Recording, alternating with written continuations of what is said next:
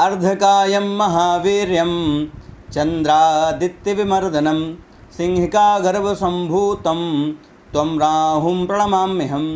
नमस्कार, स्वागत है आपका हमारे आज के इस नए वीडियो में।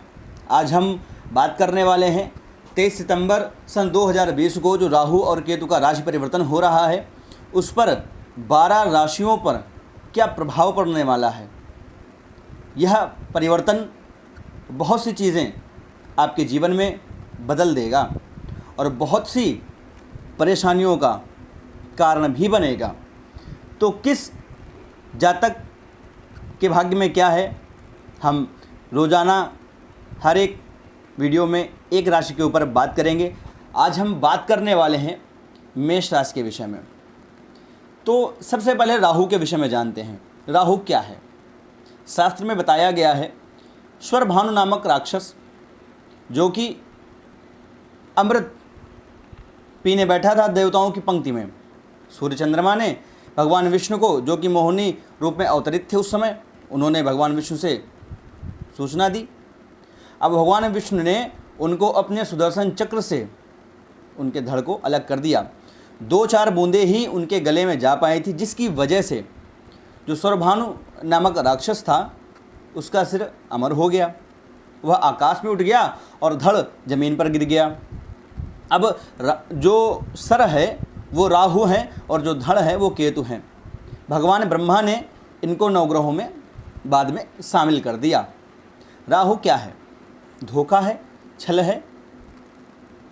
जितना भी 2 नंबर का काम होता है हमारे देश में उसका कारक राहु है। जहाँ पर कोई काम ना बना पाए वहाँ पर राहु काम बना देते हैं। किससे? अपनी वाणी से। कहते हैं इसी वाणी से लोग प्यार करते हैं और इसी वाणी से लोग दुत्कार देते हैं। तो राहु का जन्म कैसे हुआ? राहु की माता का नाम सिंहिका था। कहते नहीं है, सिंहिका गर्भ संभूतम। सिंहिका के गर्भ से राहु की उत्पत्ति हुई, मतलब स्वरभानु नामक राक्षस की उत्पत्ति हुई। और विप्रचित्त इनके पिता का नाम था। चलिए बात करते हैं। राहु अपनी वर्तमान मिथुन राशि को छोड़ करके अपनी उच्च की राशि, जो कि महर्षि पाराशर के अनुसार राहु की उच्च राशि है वृषभ, और केतु धनु राशि को छोड़ करके मंगल की राशि, जो कि महर्षि पाराशर के अनुसार केतु की उच्च की राशि है वृश्चिक, उसमें प्रवेश करने जा रहे हैं। मेष राशि के जातकों के लिए यह गोचर द्वितीय और अष्टम का होगा। अब यह क्या फल देगा और क्या क्या आपको सावधानियां रखना है, ये सारी बातें हम आपको आज इस वीडियो के माध्यम से बताने वाले हैं। पर फिर भी देखिए, कहते हैं कि जब तक हम खुद न चाहें तब तक अपने जीवन को परिवर्तित नहीं कर सकते। तो भाग्य आपका कितना भी प्रबल है, पर आपको कर्म करना होगा। तो मत रुकिए, कर्म करिए, आपको सफलता ज़रूर मिलेगी। और डीमोटिवेट बिल्कुल मत होइए। कहते हैं कि जिनको लोग पागल कहते हैं उन्होंने ही आज तक इतिहास रचा है। अब आज के समय में क्या है कि लोग काम करने कब जाते हैं? जब उनके पास सारी व्यवस्थाएं उनको उपलब्ध हों कि अगर बच्चे को कॉलेज जाना है तो उसके पास अच्छी ड्रेस भी होनी चाहिए, अच्छा बैग भी होना चाहिए, पूरी बुक्स होनी चाहिए और लंच भी होना चाहिए, अच्छी बाइक होनी चाहिए। ये सारी व्यवस्थाएं उसको हो तब वो कहता है हम कॉलेज जाएंगे। पर ऐसे शुरुआत नहीं होती सफलता की। सफलता की शुरुआत आप कहीं से भी कर सकते हैं। ज़ीरो से आदमी मिलियनर बन जाता है, पर उसके लिए समय लगता है, स्ट्रगल लगता है, मेहनत लगती है। आपको खुद को तपाना पड़ता है। जिस तरह से सोना आग में तप करके कितनी ठोकरें खा करके सुनार की वह फिर एक रूप में परिवर्तित होता है, वैसे ही आप जब तक नहीं तपेंगे तब तक कुछ नहीं बन सकते। तपना बहुत आवश्यक है। यह तपन आपको इंसान बना देगी, अच्छे और बुरे की समझ बना देगी। अब सबसे पहले हम सफल होंगे या नहीं यह बात का विषय है, पर पहले विषय यह है कि हम कर क्या रहे हैं। हम करेंगे, हम जिसमें अच्छे हैं, जिस चीज़ में हमारा इंटरेस्ट है वो हमें करना चाहिए और हम करेंगे। अगर ना सफल हो पाए तो एक अच्छा अनुभव होगा हमारे पास, और अगर सफल हो गए तो कितनों के काम आएंगे हम जीवन में। तो चलिए बात करते हैं कि मेष राशि के जातकों के लिए यह क्या लेकर के आया है। सबसे पहले इस गोचर के दौरान आप अपनी वाणी में एक अद्भुत परिवर्तन देखेंगे। जैसे राजनीतिक वाणियाँ होती हैं लोगों की, कि जिस समय जैसी भाषा बोलनी चाहिए व्यक्ति वैसी ही भाषा बोलता है। जैसे को तैसा, जैसे कहते हैं जैसे को तैसा, अगर आपने मुझे ईंटा मारा तो मैं आपको ईंटा मारूंगा, वैसी भाषा कि अगर मुझे काम बनाना है यहाँ पर तो झुक करके प्यार से किसी भी तरीके से कुल मिलाकर के अपना काम बनाना, यह राहु का काम है। तो यहाँ पर द्वितीय भाव में बैठ करके राहु आपके वाणी को अद्भुत बना देगा, और वाणी अद्भुत होगी तो सीधी सी बात है आपके जितने भी रुके हुए काम हैं वो धीरे धीरे होने लगेंगे। धन के लिए आपके लिए बहुत अच्छा राहु है। कहीं भी अगर आपका धन रुका हुआ है तो आपके पास आने लग जाएगा धीरे धीरे। आकस्मिक धन लाभ का कारक है राहु। अब आपको अगर धन कहीं से भी प्राप्त हो तो उसमें संशय नहीं, क्योंकि आकस्मिक धन लाभ के कारक हैं केतु राहु। तो यहाँ पर आपको अपनी वाणी में परिवर्तन दिखेगा।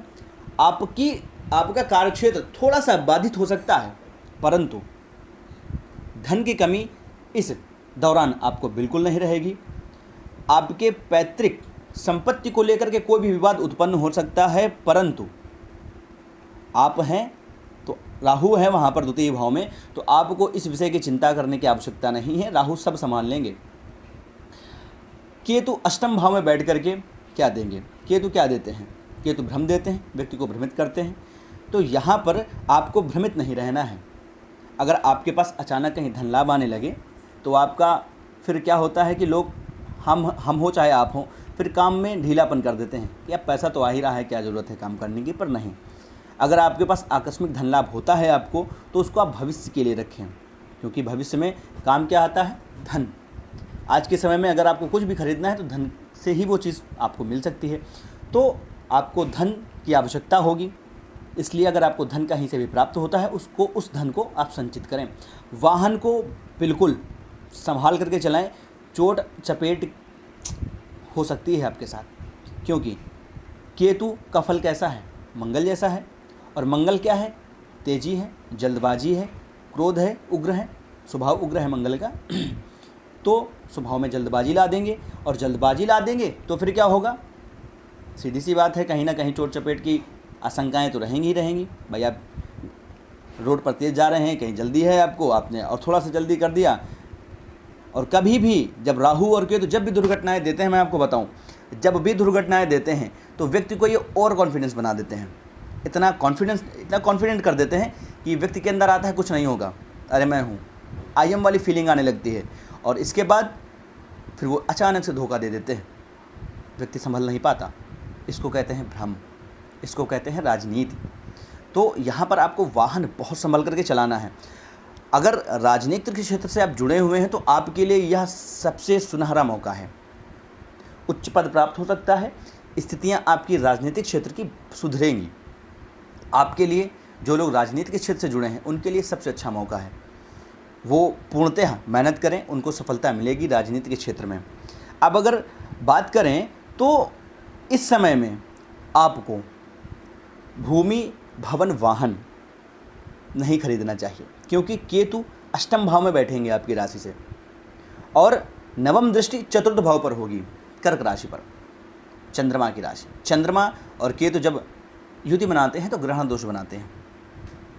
तो यहाँ पर आपको भूमि भवन वाहन बहुत ही संभल करके चलाना भी है और ख़रीदना भी है। खरीद सकते हैं पर दूसरों के नाम पर, परिवार में किसी के नाम पर ले ली, पापा के नाम पर, मम्मी के नाम पर, भाई के नाम पर, बहन के नाम पर, किसी अन्य व्यक्ति के नाम पर आप भूमि भवन वाहन खरीद सकते हैं। पर अपने नाम पर बिल्कुल मत लीजिएगा, और लीजिएगा तो कागज़ वगैरह सब देख करके लीजिएगा, अन्यथा आपको धोखा और पैसा आपका फंस सकता है।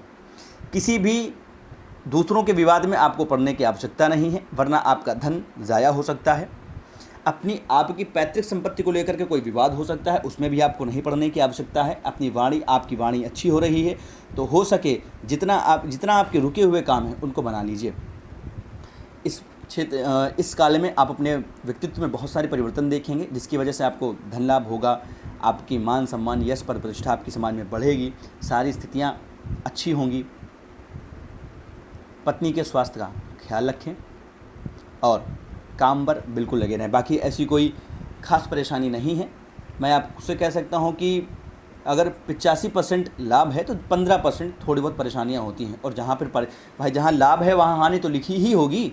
लाभ के बाद ही हानि होती है और हानि के बाद ही लाभ होता है। तो यहाँ पर आपको उपाय क्या करना है, सबसे सिर्फ एक उपाय करना है आपको। गणेश जी की आराधना करिए आप, या फिर माता दुर्गा की आराधना करिए, आपके लिए श्रेष्ठ है ये। ओम गंग गणपतये नमः इस मंत्र का जप करिए, या फिर गणपति अथर्वशीर्ष का पाठ करिए, या फिर श्रवण करिए। आप कवच स्तोत्र का पाठ कर सकते हैं, दुर्गा कवच के स्तोत्र का पाठ कर सकते हैं। ये आपके लिए लाभकारी होगा। और यह जो परिवर्तन आ रहा है आपके जीवन में, कई स्थितियों को ये परिवर्तित कर देगा। तो इस मौके को आप अपने हाथ से मत छोड़ें। अपनी माता के स्वास्थ्य का ख्याल रखें, अपनी माता की सेवा करें और उनसे संबंध सदैव मधुर बना करके रखें। चलिए आज के लिए बस इतना ही। कल हम बात करेंगे वृषभ राशि के ऊपर कि उन जातकों को जिनकी वृषभ राशि है उनको कैसा फल प्राप्त होगा राहु और केतु के इस महापरिवर्तन के ऊपर। तो आप ये उपाय अवश्य करें। बाकी भगवान आपका कल्याण करें, ऐसी ही कामना हम भगवान से करते हैं। आपसे आज्ञा चाहूँगा। नमस्कार।